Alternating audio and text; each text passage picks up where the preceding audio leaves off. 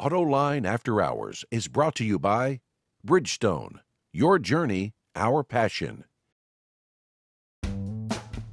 This is Autoline After Hours with John McElroy, episode 236 for April 4th. GM's Defect. What did Barra know, and when did she know it? Watch Autoline After Hours live at Autoline.tv every Thursday at 6 p.m. Eastern Time or 2200 GMT. You can subscribe to this podcast for free by searching for Autoline in iTunes, Stitcher, or by following the links on our website. Mr. Gary Vasilash, good to see you. John, how are you? Well, I'm doing pretty good. Good. We got Mike Austin from Popular Mechanics joining us tonight. And Mike, great having you here. Thanks for having me. See you. Hi, Gary. Good. Big week. Big week. And we got to start out with the Mary Barra stuff because, oh my God, I think it's going from bad to worse. I don't know how you guys read it, but what I thought would have been just an uncomfortable situation, I think is turning into a disaster.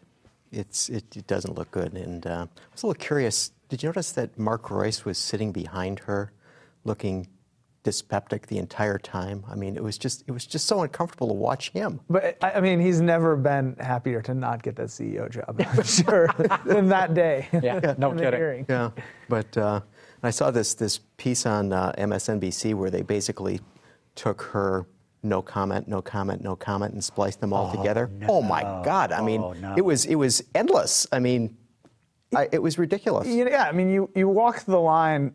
You know, in a Senate hearing, you don't want to say anything incriminating, and you want to deflect as much as possible so they don't nail you on anything, because it is kind of like a firing squad. But yeah, she went way too far. It just made the whole situation look worse. Well, you're right. I'm sure they trained her. In fact, I think they overtrained her, as a matter of fact. It was almost like she was trying to think, oh yeah, what was I supposed to say when they asked me this? But what I was disappointed in is Mary Barra did not come across as a confident and in-command kind of executive.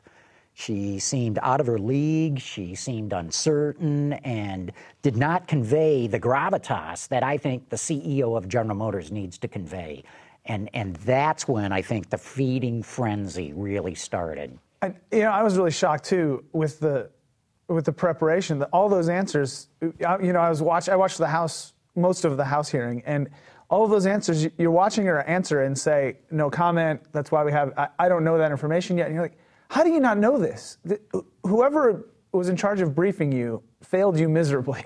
Right. Well, that one congressperson from Colorado who points out, wait a minute, this isn't the briefing book that General Motors gave us. Yeah. You don't know the answer to this question? Yeah. Well, two things I thought were really damning, like you say. Well, what did she know and when did she know it? What Mary said in the House testimony and even in the Senate stuff was, I didn't learn of the specifics of this cobalt ignition switch defect until January 31st. But later, under pressure, I think it was from Senator Claire McCaskill, who really impressed me, as a matter of fact, from Missouri. She admitted that, and I've got it right here in my notes, she almost sounded like Sergeant Schultz. She knew nothing. But she then admitted that she had heard about an analysis of the cobalt in December. So I'm thinking, well, wait a minute. You didn't know anything about this recall until the end of January, but you were told something in December. And I'm surprised nobody in the hearings pounced on this. Why were you told something about the cobalt? What was this analysis? And that tells me they knew something was going on in December. And so now the blogosphere and beyond the blogosphere, I've talked to some serious thinkers in this business. They all believe Ackerson knew this was coming, and that's why he gave her the job. Well, also, I mean, the Ray DiGiorgio thing, the engineer who had something to do with the engineering change, he testified in a lawsuit in, I think, April 2013, and he was being represented by a lawyer provided by GM. You're telling me that lawyer didn't report anything from that hearing anywhere up? Like, someone else had to know about that. Well, that was the other interesting thing that happened in the Senate hearings. McCaskill jumped exactly on that point.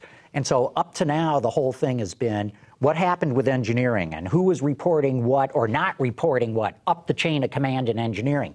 McCaskill flipped that completely and said, where was legal in this? Who, to your point, who did not report this? Or did they report this? And then she got Mary Barra to admit that the general counsel, the top lawyer at GM, Mike Milliken, has not briefed her on all the lawsuits that GM is facing on this. And that was a stunning admission. And Mary came off as saying, oh, I'm just trying to get the parts out. And it was like, boy, this is not what the CEO should be saying. Well, I mean, let's be fair to her, though. I mean, okay, so who among us would be capable of dealing with a Senate or a House panel questioning us relentlessly? I mean, what is it that we think suddenly makes her, or anybody else for that matter, capable of doing this? Gary, I wanted to elbow her out of the way and say, let me answer these questions. I know, but the point is that, I mean, but if we just think about her background, and we think about where she came from, I mean, it's not like she was a professional executive like, you know, so if Dan Akerson was there, I mean, he would seem to have the gravitas. But, I mean, if we go back in time and we think about the testimony of Nardelli and Wagner and even Mullally to a certain degree. I mean, those guys came off looking like amateurs. Let's face it. I mean, they were wearing suits and they had ties on. But I mean, so I give her a break on some of that. And you know, and to the point of what legal told her, didn't tell her. Okay, so she's had the job for what, 3 months now, and not even that. And there are a multitude of things that she's being briefed on, and you know, so this whole issue was probably, you know, under the radar, some trying to keep it down, not a big deal, until it blew up, and then suddenly she's got to, you know, get a cram course on this stuff.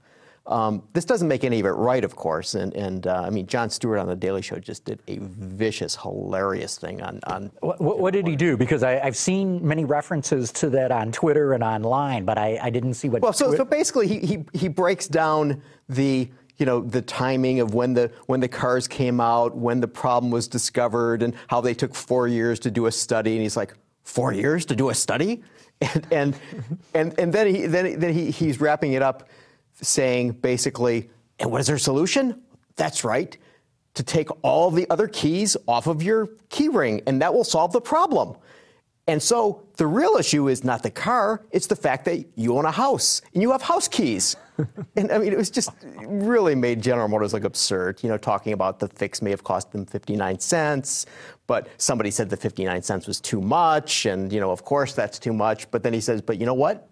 They could probably find that in the car seats in change. That would be more than, you know, I mean, it's just how absurd the whole thing is. I have a little bit of sympathy for GM, though, because it's, you know, like back then, I don't think anyone imagined that it would turn into, you know, that it would turn into a fault that would cause possible fatal accidents. And back then, that was the way that everyone did business, but especially GM. They were counting pennies. To be like, you know, we're only changing the things that we absolutely have to change. And yeah, looking back at it now, you see all this really incredibly stupid stuff, like accepting parts that were out of spec, rejecting a 59-cent change. But yeah, I don't know. To me, I have problems with it because the engineers caught this way early on. The engineers caught this in PPAP, right? And in 2001, they go, hey, there's a defect with this thing. And it wasn't approved then. And then there was these suggested changes, and they were rejected.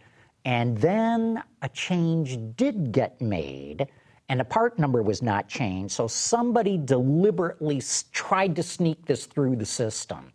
And I think there's going to be criminal charges on whoever, in fact, there was another senator who brought that up, Ron Johnson from Wisconsin, got Mary Barra to admit that you had to have deliberately tried to override the system to do a design change without generating a new part number. And whoever approved that, and I don't think it's going to be this DiGiorgio guy. I think he's too low ranking to have this in his lap. We'll see. Mm-hmm. I think it goes farther up the chain. Well, and then, you know, where's Wagner and Akerson in this? Are they going to get called into the Senate? I'll bet $1 million they do. I think Lutz is going to get called in. I think Jim Queen. I think Lori Queen. Gary, you and I offline have talked about that. Lori Queen was the VLE, the Vehicle Line Executive on the that program, her husband, Jim Queen, the vice president of engineering. I think all those people are going to get hauled in. And then you've got to, take into account this whole issue of, does Delphi have any responsibility in this as the supplier of the part?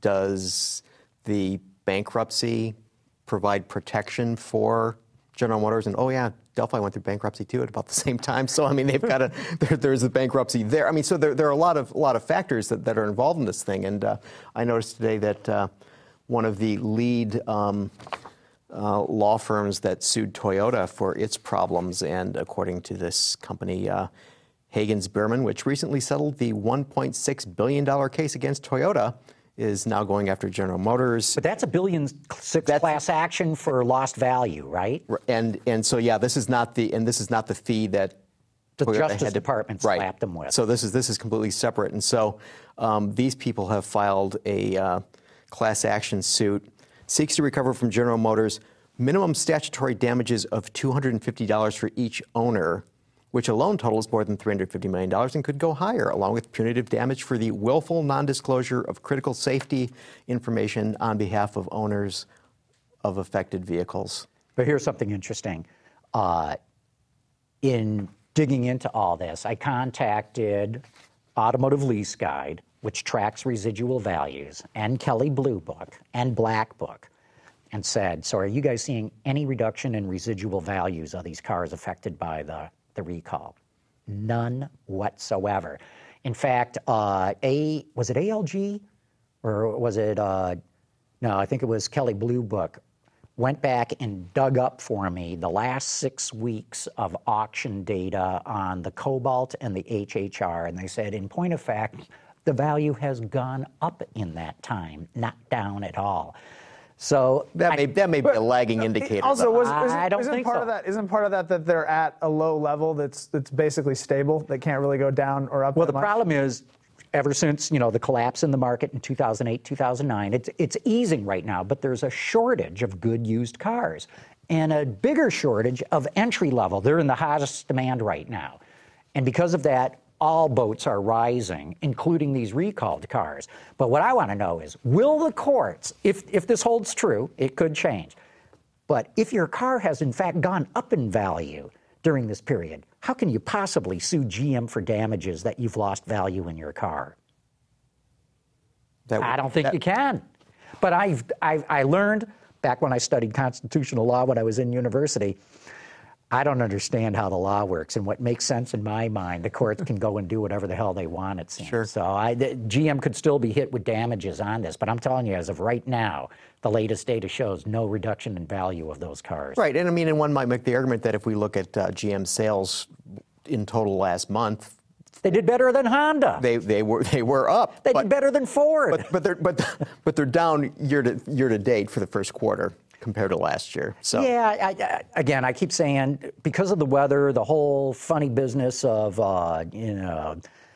so much of the country being socked in by so much snow and ice and cold, that I don't think we can read too much into that. So, and that's a great segue into, what do you think about March sales? When you were talking about ALG, I thought we were going to segue into something else. Oh, well, let's go to that, yeah, and then we'll get to sales. So we just, as we're all driving in here to do the show tonight, learned that John Krafcik, former CEO of Hyundai Motor America, has been named to the board of directors of TrueCar, which owns ALG Auto Lease Guide. And as we think about TrueCar, remember they hired Larry Dominique, who had been the vice president of product planning for Nissan. Yes. In fact, I got to say, Larry Dominique was one of the guys I talked to say, can you tell me if the GM recalled cars have been hit? And Larry was the guy who said, no, as a matter of fact, they're going up in value. Mm-hmm. So, but the thing with Krafcik is, everybody's been wondering where he's going to show up, and we'll have our Hyundai guest here shortly, but we won't talk about that. But he's been added to the board. Okay, it's not the job he's going to be taking. He's going to have to do something. He will be doing something, and at a car company. I don't know. What else would he do? Supplier company? Possibly. Would we be surprised? I don't think this is going to happen. But would we be surprised that given Apple's announcement of CarPlay, that he would go to a company like Apple? Ooh, what a thought. But let's take it even further and say to yourselves, okay, who haven't we heard from in this whole space? And that would be Samsung. And where's Samsung based? Korea. And where's Hyundai based? Yeah. You know, so I mean, that's a possibility. I mean, and if you think about it, okay, could he actually be on the board of TrueCar and get a job at a OEM? Wouldn't there be some sort of a conflict there? Well, yeah, but it depends on the OEM job he gets. Maybe he leaves the board. I mean, I see him, you know, as this engineer, as this product guy who loves being around cars, loves cars. Like, I had a couple exchanges with him after he, I guess, retired.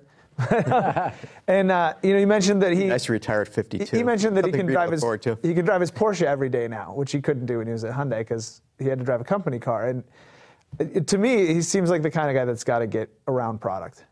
So I would, you know, I thought maybe he'd end up back at Ford, but you know, that probably wouldn't happen. Yeah, I think there's a lot of bad blood there, at least on the part of the Ford people. I don't think they want Krafchick back. But I mean, and he likes the weather out in Southern California. He and I have. Well, so then who's out in California? I mean, I see him in sort of this Mark Royce-like product guy. That's the persona I see him as. But. Yeah, but I can't see, after being CEO, admittedly of a subsidiary, you know, where you don't have total control, but nonetheless, having the title CEO, to then go back to do product planning, I don't see him taking that. I got to believe that Hyundai said, John, here's a bunch of money. You've been great to us, but we're going to do something different here. Oh, and by the way, you cannot go to work for another car company for another year. My guess is he's got a 1-year non-compete clause. My guess is in 2 weeks we'll know the answer. Why do you say 2 weeks? Oh, okay. Good. I don't know the answer, but I think we'll hear something. Yes. New York show. Oh, okay. Yeah, I'll bet you he's there. So, segueing on to car sales. Okay, back to car sales. What I was amazed with is Bloomberg does a poll of all the auto analysts to give their sales forecast about a week before the month closes, and all of them were predicting pretty much a decline. They were saying the SAR was going to come in at 15.7, I think, and in point of fact, it came in at 16.3, and was the best March in 7 years or something like that. So it was interesting to see how the analysts got it wrong. But I was talking to some car dealers on Tuesday, and they were saying, man, it was like the last week of the month, things just exploded. Now, I'm talking locally, and the weather got a little bit better here, but they said Monday night, the last day of March, it was a madhouse. And they said they were almost turning customers away, that it was just such a crazy thing. And I think that's what happened, is, you know, the analysts tracked what was going on, and then the last week of the month, pow, things just exploded. And Monday was a nice weather day, and people got out of their shells and came out and bought a new car. I mean, you have some refund checks rolling in. I mean, how much do you think? How much of it do you think was just people saying, "All right, I've had enough of the weather. I can't hold off buying any longer"? I think that was a lot of it. I think April sales are going to be phenomenal. Well, because if you look at it, January sales were down, February sales were flat, and then sales for March were up, or brought the year up to like 3-point-some%. So, I mean, they were considerably strong. And so you got to say, okay, what's the difference between January and February and March? Well, things started getting a little better in different parts of the country. So you had that, you know, pent-up demand that you might have otherwise not had if we'd had historical weather patterns. Right. But no, but there were a lot of things that really came as surprised me as I was looking at the numbers. I mean, remember we had the Impala in here, and that's already losing steam. Is it really? Yeah, and that surprised me quite a bit. That it's down 8.9% from last March, and it's down 15.8%. First quarter compared to last first quarter. Yeah. I mean, that's wow. Really not good. That's not good. And so that's... How's Avalon doing? Because that's a direct competitor. It's also gone down. which I So I that thought would was... suggest the whole segment's going down. It's really strange to me because it seems to me that little cars, like little tiny cars, are doing awful, and big cars are doing awful, and you're somewhere in between, and Fusion's doing fine, Malibu is up, Camry was blistering. and Altima outsold Accord, as you mentioned. Right. Last month they outsold Camry, so they're obviously doing something right over at Nissan. Yeah, lots of incentives. There could be that. Passat was up.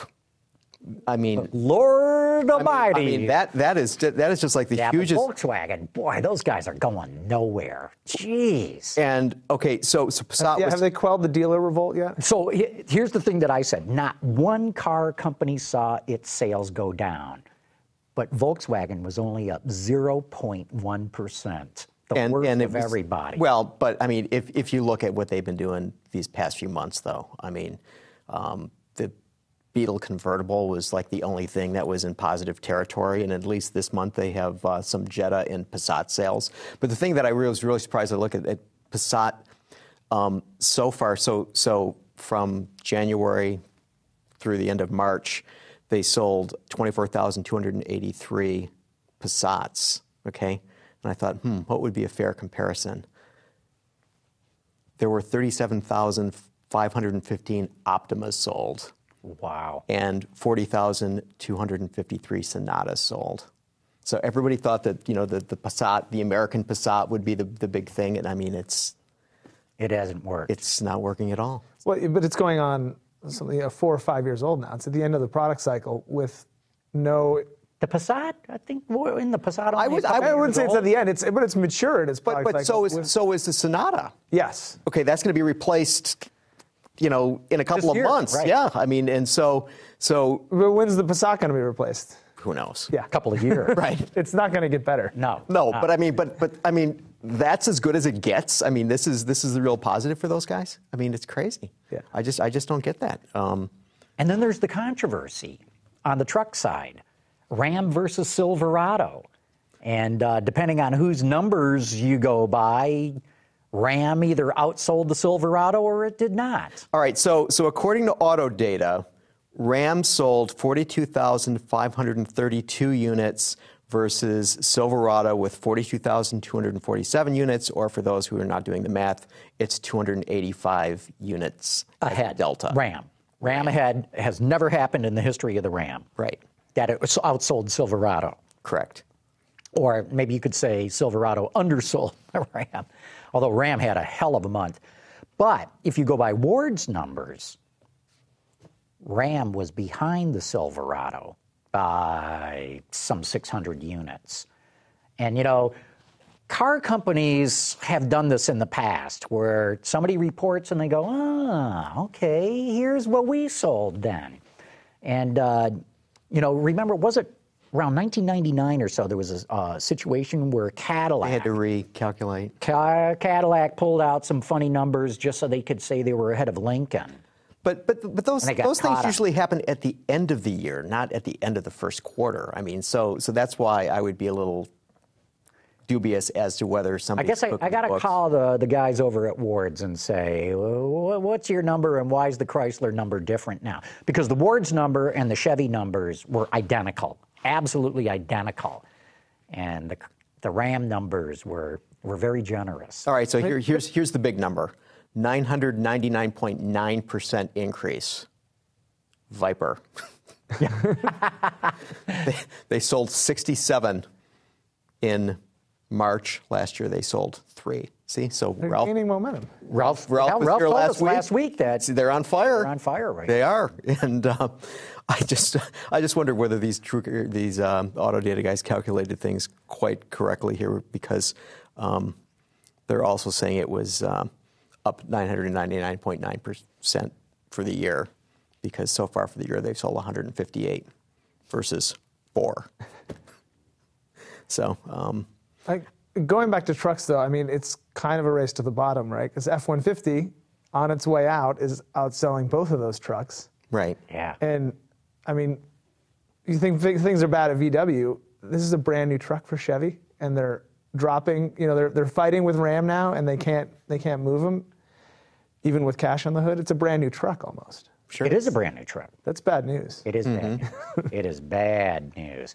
Well, there are other. I mean, you know, another surprise to me was ATS. The Cadillac ATS is going down already, and you know, there was always this notion of it's going to cannibalize all the CTS sales, and CTS is actually up month over month by, you know, this March, and so the new one seems to be selling more, and so ATS was down 13.7% this March versus last March, and it's down 23.9% for first quarter over first quarter. So what's going on with that thing? Don't know. I mean, yeah, CTS is new and shiny, but it's so much more expensive. The lease rates are higher. I don't know. Yeah. That's a mystery. See, that's what I was wondering about Impala, because if you look at the Impala prices versus what they used to be when, you know, my mom owns an Impala, and, you know, I know she would never buy a new Impala because she couldn't afford it. I mean, just simply couldn't do that. It's that much more expensive. So what do people buy in that segment? Well, you said the whole segment's down, so they don't buy, they buy a Fusion. Well, at least we know Avalon. Taurus is down, and yeah, you name it, and it's probably down in that segment. Hey, actually, before we dig even more into this, I think this is a good time to transition. We've got Barry Ratzlaff from Hyundai coming on, and why don't we take a quick break, get him on here, and we'll start talking all about connectivity and telematics and where the heck that's all going. So, Ben, let's give a shout out to our good friends at Firestone.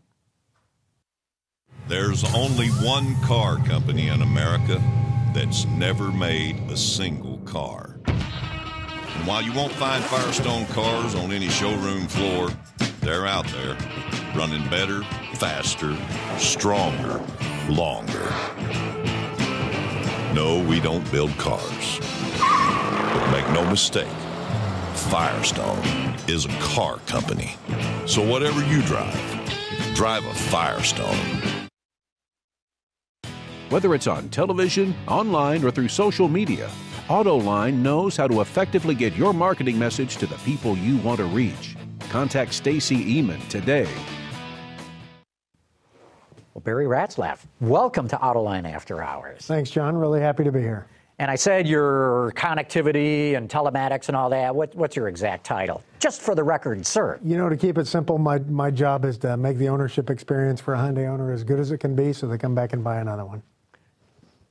That makes sense to me, but you didn't answer my question. Predicated on electronics, right? No, actually, I'm responsible for dealer service process, Okay. consumer affairs, which is our call centers and customer support, and telematics, connected vehicles. And all of that weaves together to create a great owner experience. Meaning people call up the call centers and People do. telematics. Yeah, it's related to each other, right? Well, I got to tell you, typically Hyundais are the easiest car for me to connect my phone to. It's just boom, boom, done. You know, we work really hard at that, but we're not perfect, right? It's a struggle for the whole industry because, you know, the Bluetooth standard itself is fragmented a little bit. So it's hard to do right, and we're struggling and working to improve it, just like everybody else is. But we think we've done pretty well so far comparatively. So you guys are now launching BlueLink 2.0. Yeah. So tell us a little bit about BlueLink 1.0 and how it's now transitioned to a whole digit to the left of the decimal point. Yeah. Yeah, it's a big leap. So we launched Generation 1 BlueLink in June of 2011 on the Sonata, our highest volume model. You guys are talking about its great sales last month. And we've learned a lot over the last 2 years. We expanded BlueLink across the model lineup. It's available on virtually every vehicle. Everything except Accent, BlueLink is available on now. And we've learned a ton from our customers and the way that process whole works. One of the things we learned is that we need to simplify, and there's some elements of this service that we really wanted to internalize. We depend on an outside telematics service provider previously known as Agero for Generation 1 BlueLink. They've done a great job. They've been a good partner. They're now owned by SiriusXM Satellite Radio. That purchase happened in November of last year. And we're going to continue using SiriusXM services for a variety of things. Nevertheless, for Gen 2, we said we want to do a couple of things. We want to bring that connection between the customer and their car and us in-house. and manage that server and that protocol internally. And we also want to integrate BlueLink into our other customer touchpoint elements. For example, the call center I mentioned earlier. We have a consumer affairs call center that takes calls from customers that are shopping or customers that need help or to answer questions. And previously, the BlueLink calls were going to a different call center, and sometimes customers got caught in a ping pong game. So we wanted to solve that problem. So Gen 2 BlueLink is integrating BlueLink calls into our single consolidated call center.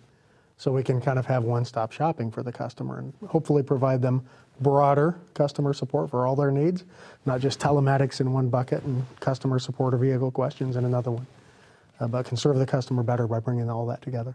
Barry, I know you work here in the U.S., but Hyundai is a global company. Is this BlueLink available in other markets, and what's Hyundai doing there? BlueLink is a brand that's used in other markets, the Korea domestic market and China as well. But much like Hyundai approaches selling vehicles in global markets, there's a lot of energy and attention paid to trying to align the products and services with the local market. So while the BlueLink brand exists in other markets, the way the services are offered in that market are completely different. So is BlueLink a thing or a service? Is it an embedded processor that's on the CAN bus, or is it something that you guys just send into my phone that's mirrored on my screen? Yeah, I'd say it's more a set of services. Certainly we have technology built into the car that allows us to communicate to the cloud, so to speak, right, and offer these services. But it's more the off-board side of the equation than it is the onboard side.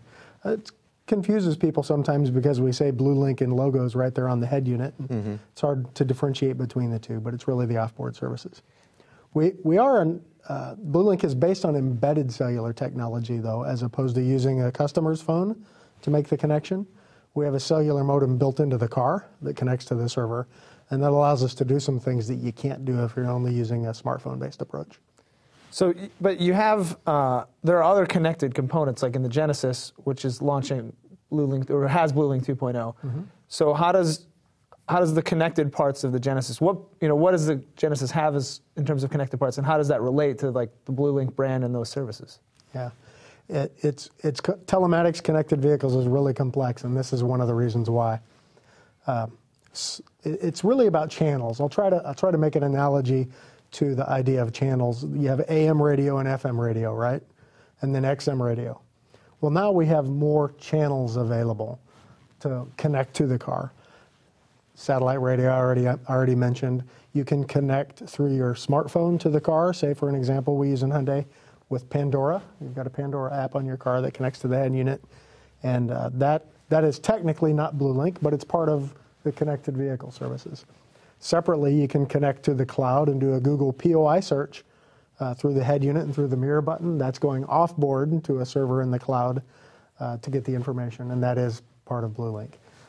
So simplifying all of that is that there's many channels for communicating within and out to the car. Some of them are BlueLink related, some of them aren't, but I'm happy to speak to all of them. Now, you guys charge money for these services, right? Some of them we do. Are you guys making money on this? That's not really our main goal. I'd say some of them we are, and some of them we're not. It's a business, and we learn and evolve as we go. Generation 1 taught us a couple of really powerful things. We perhaps were too complex when we went to the marketplace. We had 32 features and 3 different packages, and you could double your free trial period, and it was a lot to digest. So we listened to our customers, we did some more research, and we found out that customers kind of grouped things into 3 groups. One is safety and car care related services. And they really think those kind of things should come with the car. Don't really want to pay for those as a subscription-based service. So safety meaning if my car crashes, that 911 is automatically notified. Exactly. Automatic collision notification or emergency assistance available from the car. Okay. That type of thing. And so they want that just... Kind of want that built in. And the same thing is true of a maintenance alert or monthly vehicle report or a recall alert. These things that are about their car and information for them, they kind of expect that to be, I buy a car, I get that. Something more advanced than the check engine light. That's Right. There's another tier of services, and by the way, safety and car care, that's ubiquitous. It applies to everybody. Everybody can benefit from those services.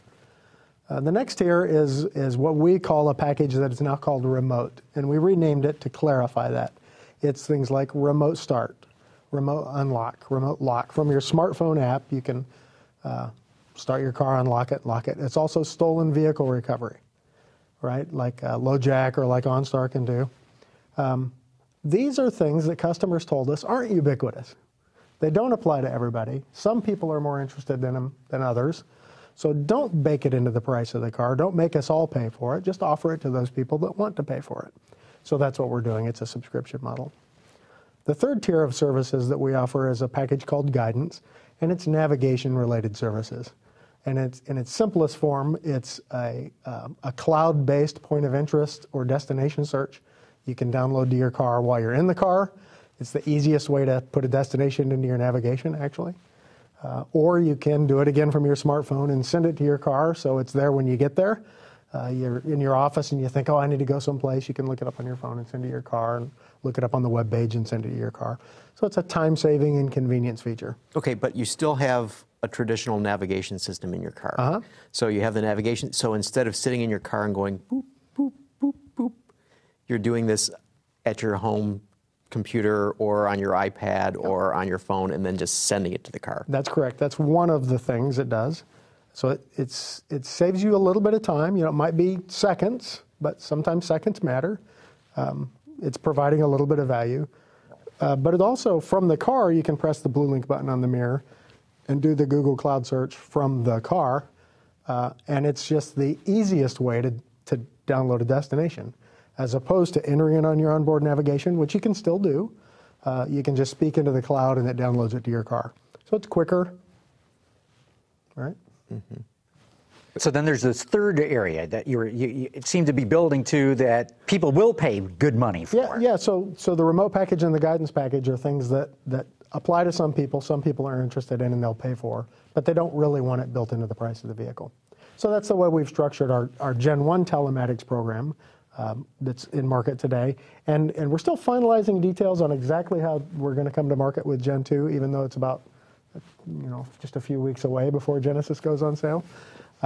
Got a couple of I's to dots and T's to cross.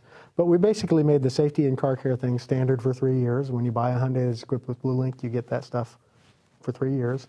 And then remote and guidance are $99 a year on a subscription basis beyond that. So what do you guys do different than the competitors that says, hey, this is going to influence your buying decision. Our system's better. Our system's easier. What makes me want to buy a Hyundai because of BlueLink?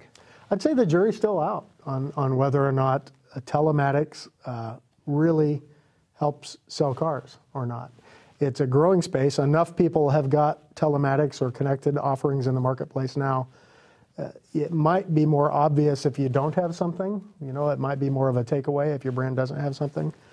There's some research that shows that our brand opinion has been boosted because of BlueLink, particularly the safety and car care features. People get that. Hyundai's famous for assurance, America's Best Warranty, roadside assistance, and in fact, in the summer when we launched the Connected Care program, we announced at the New York Auto Show last year, 3 years of these services built into the price of the car. We added that under the umbrella of assurance. So now it's America's Best Warranty, roadside assistance, and 3 years of Connected Care. And there's a lot of evidence that shows that enhanced people's opinion of the Hyundai brand. And it's the top of the funnel. It goes from awareness and opinion to consideration to shopping. And it gets fuzzy on whether or not it really is ringing the cash register, so to speak, selling cars. But there's also a lot of benefit on the service retention side. I mentioned these car care features, a maintenance alert. People's lives are busy. A monthly vehicle report. It's my job to make it as simple as possible for you to own a Hyundai. I want to give you the information you need when you need the information, and then help you transact on it easily. So this car care stuff, you get a monthly vehicle report. It's an email from your car to you that tells you the condition of your car, the mileage of your car, when your maintenance is due, if there's any diagnostic codes. And it has a really fantastic open rate. It's almost a 50% open rate, which is double the typical service marketing communications. And it's a little bit more than that, right? It's not just an email saying, here's your car needs service. It's a little bit more than that, but people like it. And we've found that it's helped grown our service retention back to dealers. And we know that Polk data and lots of other studies show that a customer who's coming back to the dealer for service is more likely to buy another car from that dealer. So it's a virtuous circle thing. We're really trying to build a relationship with the owner through transparent information, giving them what they need when they need it in as painless a way as possible. So when this email comes and it says, okay, you need an oil change or your tires rotated or what have you, is there a link to a dealer website to be able to schedule service for that? There is. And we integrated something a couple of years ago. We started down this journey. We actually use a nationwide integrated appointment scheduling system that integrates into all of our dealers' dealer management systems. And oh, by the way, it's the same one I use at the BlueLink call center and the Consumer Affairs call center and the smartphone app. So you might want to engage through a smartphone app. You might want to use the call center. You might want to press the BlueLink button. All of them are bringing us to the same appointment scheduling solution that helps you connect into the dealer, find an open time slot that matches your schedule, and make it as easy as possible for you to book service. So this alert is not on my screen. I'm not seeing a warning, you need to change your oil immediately. It's an email that's coming to yes and no. Device. Yes and no. There is a message that comes up on the radio that says, maintenance due soon, press the BlueLink button for more information. So we're very mindful of what's the appropriate amount of information to be shown in the car. If the customer chooses to press the BlueLink button after they see that message on the radio, they then hear a message that tells them service is due, ask them if they'd like to talk to an operator to schedule service. And if they don't push the button? Nothing happens other than that they've got the information. But I mean, the message stays there? It goes away. It goes away. They don't have to do anything to make it go away. What kinds of percentage of your service appointments are being made through? It's still pretty small. I'd say we're in the neighborhood of a little bit less than 10% of our appointments are being made through this ecosystem. And by the way, J.D. Power data shows us that our brand has the highest rate of technology-based appointment scheduling of any brand. And the main reason there is price. When customers call to schedule service, a lot of them want to know price. So we haven't yet been able to cross over the threshold of being able to offer the dealer's pricing information through that system. So a lot of them are still preferring to call the dealer, which is understandable. When I read these white papers or studies by the different consultancies, they all say, oh, the automakers need to learn how to control the content and generate a new revenue stream through all this telematics and all. And that's why I was asking whether you were making any money on it. What's the future of this? Not necessarily for Hyundai, but for the industry in general. Can the automakers really grab hold of any of the content, control that, and price it? You know, it's really a sexy space, right? People like to talk about the idea of using telematics to interact with the customer and exchange data and potentially use that as a marketing platform. 2 points I'd make about that. One is we're a car company, and we want to be a car company, and we want to use that ecosystem to help customers and our dealers and us have a better ownership relationship. Second is that we all already have a smartphone, and all of the apps that you've agreed to on your phone, you've already given other people the ability to track your location and sell you advertising. So I'd argue that there might be people who are more likely to be the ones to really execute in that space more so than automakers. It's tempting to think about, and it seems appealing, but we're a car company, and we want to work on having a good ownership experience. You're going to make us all fall out of our chairs here because we hear from other guys that, I mean, telematics is essential and they're never going to sell another car to somebody under 30 years old that doesn't have a full suite of telematics capabilities. Yeah. And you're saying, well, you just make better cars and we'll have that stuff too. It all goes together. I mean, one of the things I'll bring into the mix is Apple CarPlay. So we've announced we're implementing CarPlay. Some people tell me, Barry, why are you doing that? Isn't that competing with BlueLink?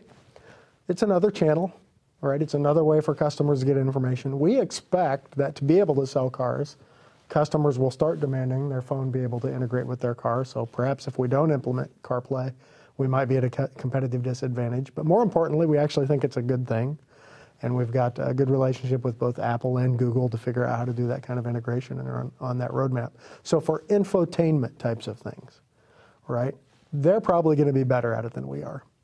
So let's make sure our cars can leverage that ecosystem well to support what our owners are expecting. So again, for the service and information, so that is integrated in the car, so it's collecting data about the performance, it's getting from the ECU and from various sensors around the car. Diagnostic codes. And so all of mileage. that information is being collected, and then that is what is accumulated and put into the email that's sent out. So you have that, but then you have this whole other services and entertainment sort of thing over here as well. Yeah, and that's why connected car is complex. People tend to want to gravitate towards the infotainment side of it and lose sight of the safety and vehicle customer relationship stuff, the diagnostic tools, and both are important, but and you have to be able to engage in both parts of that ecosystem. But it's hard to explain all of that in one fell swoop. But back to Mike's point, I mean, are there ways for consumers to differentiate between the offerings that the various car makers are providing in terms of this space?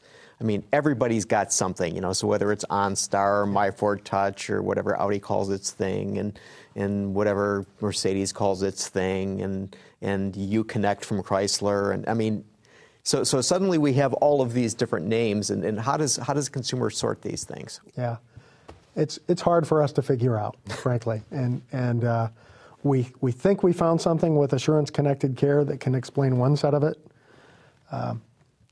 The connected vehicle solutions that only use a smartphone, that don't have an embedded mobile device in the car, can't do some things. They can't do remote start. They can't do stolen vehicle recovery, right? So those of us that have that capability, we try to highlight that, and we try to make sure customers know about that. And again, we find those two features in particular are ones that some customers find highly desirable and are more than happy to pay a subscription to have access to. But you've got the radio on the data radio built into the car, and you've got some form of tracking where you're getting this report at the end of the month. Does Hyundai have a policy about where the metadata goes and what the privacy issue is of having tracking on a car? We do, and we don't track, right? We certainly do get data. The monthly vehicle report comes to us, so we can see the mileage of the car. If there's a diagnostic code, we get an alert. We're not following every car around, right? It's nothing like that. But there's snippets of data that are available from time to time, and they do include location, right, where the event occurs. So let me start from a foundation of these services are off until the customer asks us to turn them on. And in fact, very specifically, if a customer says, I don't want anything to do with that ever, we permanently disable the device. We turn it into a brick just to reassure them that we are never going to reach in there and get data without you knowing about it, right? That's the starting point. It's foundational. Beyond that, when a customer enrolls in the services, we try to be as transparent as we can with them that yes, the information's coming to us. Yes, we're going to share it with your dealer. Yes, we're going to keep it for a period of time. Our policy is 10 years, life of the vehicle plus 10 years. And frankly, that's a little bit of a placeholder while we figure all this out. I don't think we really are going to need it that long. And to the degree that we learn more, we'll probably start carving that down. Our intention is not to, again, I said we're not trying to be a marketing company. While it seems very appealing to some people talk about how I should be hypothetically selling that data to lots of marketing companies, those other companies don't need to get it from me anymore because you all have smartphones in your pocket that have an app on them where you already gave it away for free. Well, I was thinking more on the NSA side of things where, law enforcement says there's a warrant out for this person. Mm-hmm. They happen to have a Hyundai. We're going to serve a warrant to Hyundai to get into the cloud and figure out where the car is. So subpoena, how does that happen? The subpoena rules apply. Okay. And situations like that do happen. Can you take over the nav and direct that guy to jail? No, we not pass go. Yeah. Do not collect $200. That's a funny idea. We can remotely disable the car. So with law enforcement, and only with law enforcement directing our activities, a police report has to be filed. We're contacted by law enforcement. We identify where the car is located. They get on scene. They direct to us whether they want to. If the car's stopped, then we just immobilize it so it can't move. If the car is moving, they instruct to us if they want us to initiate immobilization and slow down the car. Well, remember with the Boston Marathon bombing, these guys who carjacked a Mercedes, that's how the cops were able to track them down. That's right. That's right. So, But then again, as you point out, you just can't stop a car because the car could be, going down 275, going 80, and all of a sudden, and it would be just catastrophic. Yeah, right. So obviously we have to have very strict controls and protocols over how processes like that get enabled. hey, we're getting a whole bunch of questions coming in here. So I think it's time to get to that part of the show that we call rapid fire. Ben, let it rip.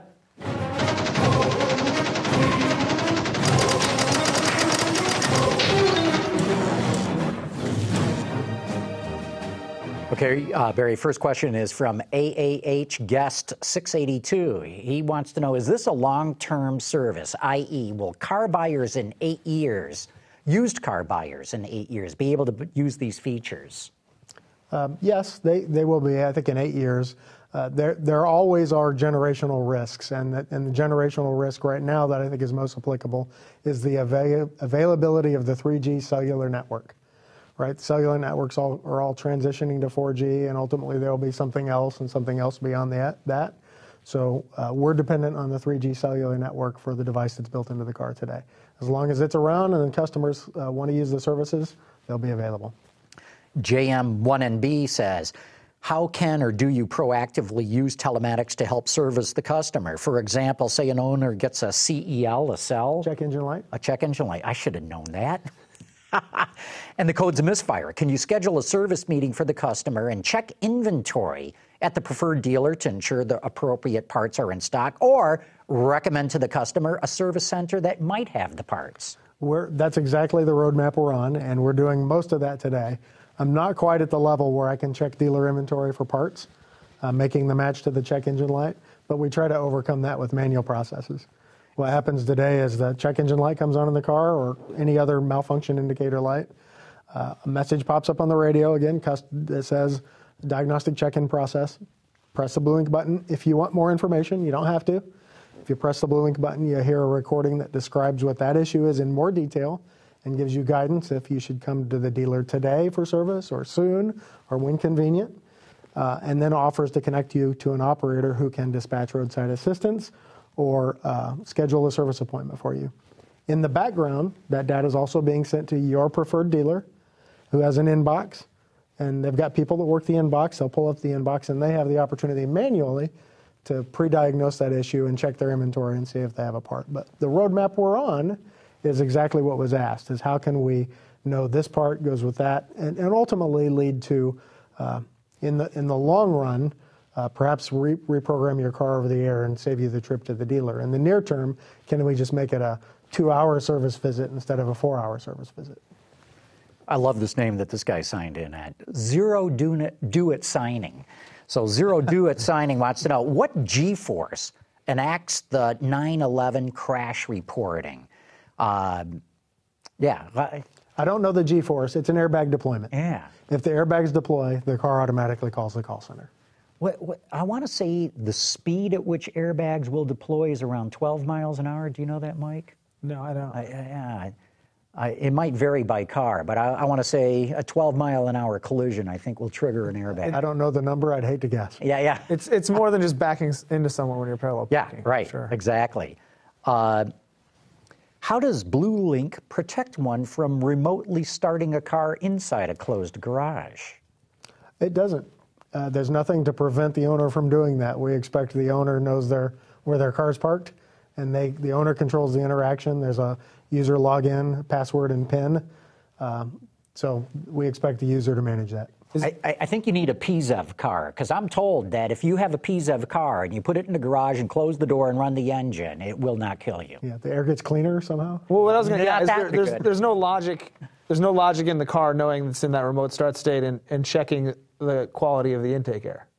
There's not, but maybe a missed opportunity for us, actually, because with the Genesis... Mike, you better run out and patent that idea. I think that's a hell of an idea. I'm serious. With the Genesis, we actually have an air quality monitor, a carbon monoxide monitor inside the vehicle that opens up the dampers and brings in fresh air, but it's not connected to our telematics solution. Yeah, of course, in China, the engine would never start. Yeah. Hey, we've got a couple of phone calls here. Ben, let's bring one in. Hi, John. This is Frank from Long Island. I have a question for you and your group there.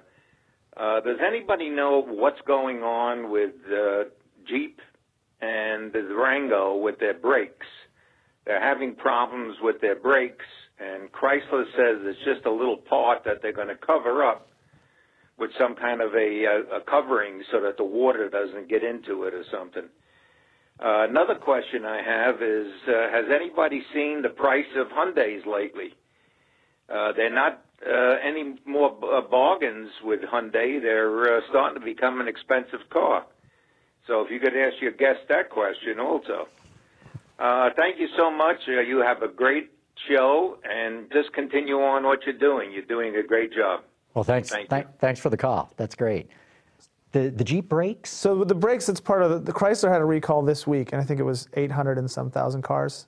And yeah, there's a part on the brake that's, it sounded like it was a very innocuous sort of thing. Bring it in, service it. But anytime I hear brakes, I think, maybe they should be telling people not to drive the car. Do you know more, Gary? I'm cheating here, and I'm looking it up. I know I heard something about it, but yeah, it had to do with corrosion, water getting into something and corroding something, and I wish I was more up on the details. I'm not. The automaker will install a shield on the recalled vehicles that protects brake boosters from undue water corrosion. The problem can cause excessive brake pedal firmness. Why would brake pedal firmness be a problem? Well, you're losing, if it's something's happening to the brake booster, you're losing that assist. Okay. So then you have a hard pedal that requires a lot of force to actuate the brakes, which is, for a lot of people, it can be pretty dire. You can't get full braking power. Okay. That would be bad. It says the brake boosters may be replaced if their capability has been compromised. So you have that. And I mean, this is just the new era of recall a week, though, right? I mean, any tiny problem, if it's remotely related to safety, I think it has more to do with the Tread Act than the current GM thing. But every automaker is, maybe you could tell us more about the recall environment. Certainly everything that's going on is appropriately encouraging us all to revisit our processes and make sure we've got robust processes in place. Automobiles are complex pieces of equipment, right? And so it's necessary and appropriate for things like this to take place from time to time, right? So good friends at Consumer Reports, I spend a lot of time with them from time to time, and I like the way that they really reference the idea that from their point of view, recalls are a good thing, because at the end of the day, it's providing a solution to the customer. Now, do we all think would it have been great if it could have been preventable? Of course, absolutely. But I think the most important thing is to make sure that that when they're necessary, they're put in place.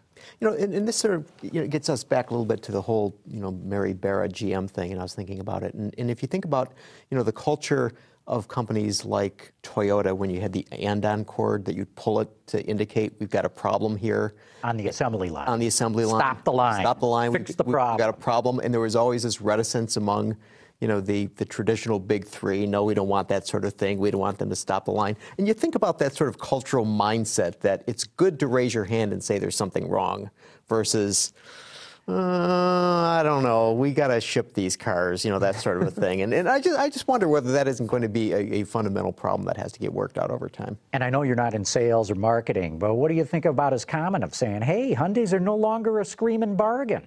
Yeah, it's been a fascinating... You have a big smile on your face. Well, it's relatively true. Our prices are really more competitively priced with what I would consider to be Tier 1 brands now, and I think many customers would as well. Up until a few years ago, I don't think Hyundai was ready to compete on that stage with Tier 1 products. And the last 3, 4, 5 years have really been a fascinating journey for us, where we've moved from, being a value brand and being a less expensive option to really, I think, having products that compete at a Tier 1 level. And there's costs associated with that. If you want to have a product that competes at that level, there's cost in the product that needs to be there, right? Look, the only way you can raise your prices is if there's people still standing in line. Yeah. So, and they're only standing in line because they really want the car. Yeah. So I think if Hyundai's no longer a screaming bargain, that it's only good news for the brand. Maybe not for the people who want to buy them, but it's good news for the brand. We do still work hard every day to make sure that there is still value. And I think if you look at a content level and a material quality and things like that, we still have an advantage in many areas in terms of an apples-to-apples comparison. If you line up the products side by side, price might be the same, but I think you're going to find that there's a little bit more value in the Hyundai product. Roman Koch's got an interesting question here. He says, how long will it be before we can tell if all this onboard electronic stuff is affecting the accident rates on the road? And I'm not sure what he means, if it's distraction from all the infotainment or, you know, improvements in safety from all the electronic stuff that's in the car. Yeah. Like your forward collision warning, blind spot detection, all that sort of thing. I think you hit on exactly the key point. In the infotainment space, right, the primary mission has to be to make sure we're not introducing elements that lead to greater distraction. And at the same time, there's new technologies coming into the vehicle, lane keep assist, lane departure warnings, auto emergency braking and things that, you know, technology is bringing advances in both places. And in fact, technology is making it easier to bring content into the vehicle in a less distracting way, whether it's for things like Siri eyes-free mode and things like that. At the end of the day, if we don't have technology like that built into the car, what's the customer going to do? They're going to get this out, and they're going to drive down the phone like this, drive down the road like this, right? And none of us want anybody doing that. Looking at their phone, right? Yeah, I mean, that's really dangerous. So we really need to provide a solution that can solve that problem for the consumer so they're not tempted to do the really, really, really wrong thing. Okay, here's a question for all of us. This comes from Scott in Cleveland, who says, what's the panel's view on the requirement for backup cameras in 2015 automobiles? And what's been your experience testing cars with this feature this past winter? It's 2018 that they have to mandated. Be mandated, yeah. What surprises me is how long it took from when it was initially proposed to when it's happening. And it's been pushed back once, right? I think it was pushed back 3 times. Okay. And, you know, so the sort of like, it's like, wow.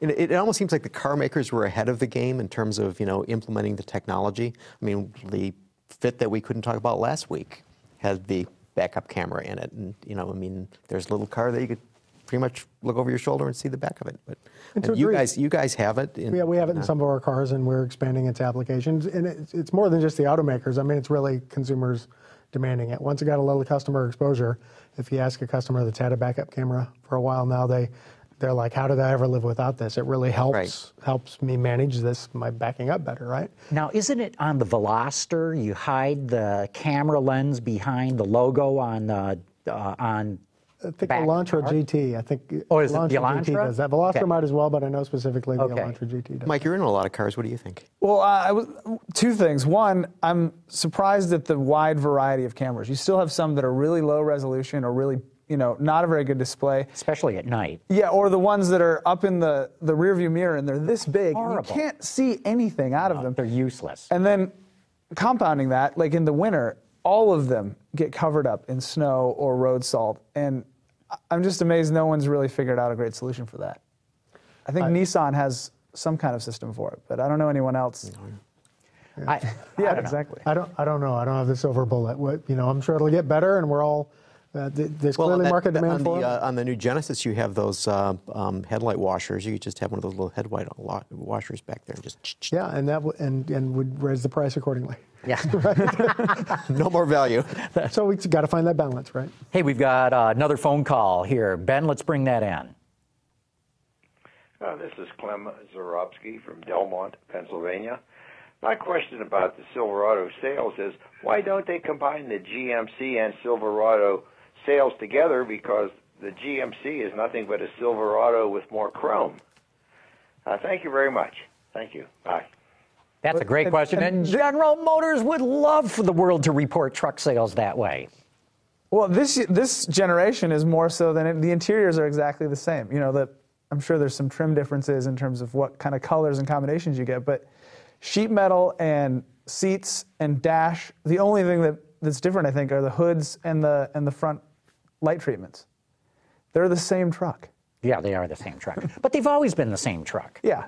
And General Motors would, and GM has even made that point in the past. Gary, if you add them up, what do they come to? You know, it's the interesting thing is that if you look at the GMC Sierra sales, March over March, they're up 26.7%. Okay, and if you look at the Silverado sales, where am I here? They're up 10.9%. So the GMC sales are up significantly more, and General Motors gets a much nicer premium off of selling a professional grade truck than they do off a Silverado. So if you combine the two, even though you might get bragging rights in terms of sales numbers, you wouldn't get quite the margins. And I think that margins are a little bit more important than bragging rights. Well, that may be, but I think it's very telling, and it reinforces what I've been arguing, that the Silverado has a styling problem.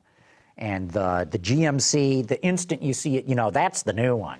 Whereas the Chevy, it's got to be, oh, let's see, are the wipers hidden behind the hood? Is the chin spoiler notched? I mean, I got to look for little clues. Like, I can't just look at the truck and go, that's the new one. So I keep saying, when people buy a new truck, they want the world to know they've got the new one. And I think that's hurting Chevy. You know, and the other thing is, to think about it, I mean, you could add up like all of their light trucks and you'd still probably be below F-150. I mean, it's just like you're not going to beat those guys, so what does it really matter? Let's see, we got another question here from Auto Geek, who wants to know, do Kia and Hyundai share their telematic research, or do they compete? Trick question, right? So Hyundai and Kia are owned by the same parent company, right? And to the degree, a lot of R&D is common. There's some manufacturing processes that are shared and things like that, supply base and things like that. Yet, as a sales distribution organization in the U.S., we're competitors. We compete with them just like we would Mazda or Honda or any other brand. And we're each motivated to pursue what's in our own best interest. So when we ask our parent company for the product features and strategies and things we want for our marketplace, it's done independently, and we can't and don't collude. So I can't answer why their strategy is their strategy at all. I know that it's different than ours, and that's fine, right? That's the path they've chosen. I'm sure back at HMC headquarters in the R&D community, that's frustrating, because then they've lost opportunity for commonization and things like that, and scale for parts. But it's healthy in one regard, and it goes back to the question earlier about BlueLink in different markets, right? Hyundai's a very customer use case oriented company, and if one of Hyundai Motor Group's customers is asking for a set of features, Hyundai for our market and maybe Kia for their market, they work hard to meet that request as best they can. So, I thought Kraftcheck had the best line of the difference between Hyundai and Kia. He says, we hate them twice. Yeah. We hate them in the showroom and we hate them in the boardroom. Yeah. It's sibling rivalry, right? Hey, we but that's are good. Certainly motivated to... yeah. The competition will improve the breed. That's right. We got a question here, probably for Mike and Gary, from A.M. Guerrero, who writes in from the Philippines, noting that yesterday Ford finally introduced the current Escape at the Manila Auto Show, but sales don't begin until next year. And he wants to know, and it's going to be sourced from North America, he wants to know, is the Escape getting any updates for 2015? I don't know. I haven't heard of any. Yeah. My guess is, A.M. Guerrero, you're going to get the same Escape that we're getting right now. That's been on the market 2 years now? 2 years. Mm-hmm. So that would suggest it's going to be another 2 years before we see some sort of refresh on that vehicle. I think I can be confident that all the bugs have been worked out, and it'll be good from the start. Okay, Barry, here's a really good one. Chris Burgess wants to know, how would Telematics handle a carjacking?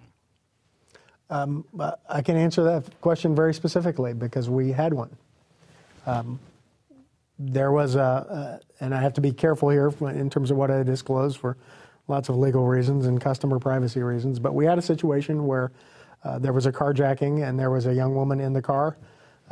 Turned out to be her boyfriend or significant other that had taken the car with her in it, and so not sure exactly of the legal definition of this situation, but law enforcement was contacted, and we helped locate the car and apprehend the suspect. She didn't push the blue button, did she?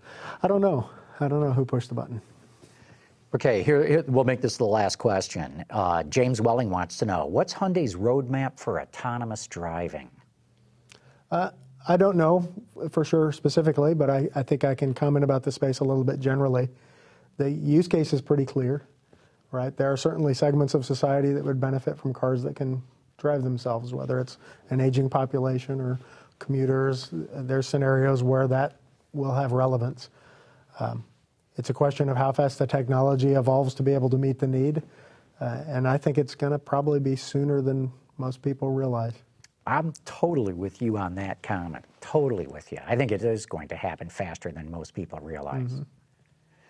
So would you develop everything in-house, or would you go with a Google, or you're not involved in that aspect? I mean, there's a relationship to the connected vehicle strategy, right? Because for a driverless car to work, there's a couple of ways that connectivity can help that, both connecting to the cloud for map information and things like that, as well as vehicle-to-vehicle type technologies, which is a different communications protocol. But so there's a relationship, so we can kind of see where that roadmap's going.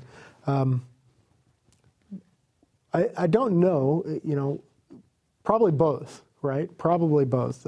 It's a complex enough space that there'll be some aspects of it that we probably already have internal capability for, like the connectivity, and some other areas where we might need to leverage some outside license or technology or something like that. So, do you know anything about the gap between, or not the gap, but the distinction between car-to-car and connected vehicle? Because, I mean, you can make the argument that, why am I getting data from this car when, it can just go up to the cloud and then everyone can get it? Mm-hmm. Cars sharing information between each other versus going to the cloud. It's basically about the speed of information, right? And both are options, and again, I think both will exist to make that whole solution work. But in some cases, if two cars are approaching an intersection and we need to be able to detect that quickly, we may not have time to connect all the way to the cloud and back between both cars, right? So it might be more efficient and more effective to allow those cars to talk to each other via short-range communication. In terms of autonomy, the 2015 Genesis has a lot of the building blocks. I mean, it's got lane keeping assist that's rather aggressive and will actually move the steering wheel back. Mm-hmm. You've got the smart cruise control that will adjust the speed, and so you begin to think about, okay, just additive that comes sooner than later. Yep. I drove one here tonight, and on the M14 coming from Ann Arbor over here, I was using the adaptive cruise control, the smart cruise control, and the lane keep assist as much as anything I wanted to really personally experience and play with it and stuff like that, and it was fantastic. I mean, one of the ideas about driverless cars is that they can maintain a gap distance and have like more NASCAR even distribution. drafting. Yeah, a little farther apart than that, right? Right, but you can get better traffic flow by having cars moving at a constant speed without all of this accordion effect, right? And if there's enough cars that have adaptive cruise control and lane keep assist, I think we can probably start to get in that direction, right, without having to have full autonomous cars. Yeah. Barry, thanks so much for coming in. This has been a very interesting, high-tech discussion. Yeah, great. I've had a ball. I appreciate it. Cool.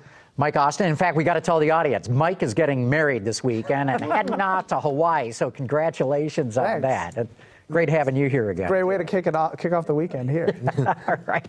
And Gary, good seeing you as always, too. Seeing you, John. Let's do it again next week. Why don't we do that? Okay, we will. In fact, we're going to invite all of you to join us then. And remember, you can always listen to this show in your car with all this connectivity. Just stream it through your smartphone. You can listen to it there. And send us all your tweets at twitter.com/Autoline. And join us tomorrow for Autoline Daily. And thank you for having tuned in. Autoline After Hours is brought to you by Bridgestone. Your journey, our passion. Visit our website, Autoline.tv, where you can watch us live Thursday nights at 6 p.m. Eastern. Get your daily news fix with Autoline Daily and in-depth analysis and interviews with Autoline This Week. There's all that and much more at Autoline.tv.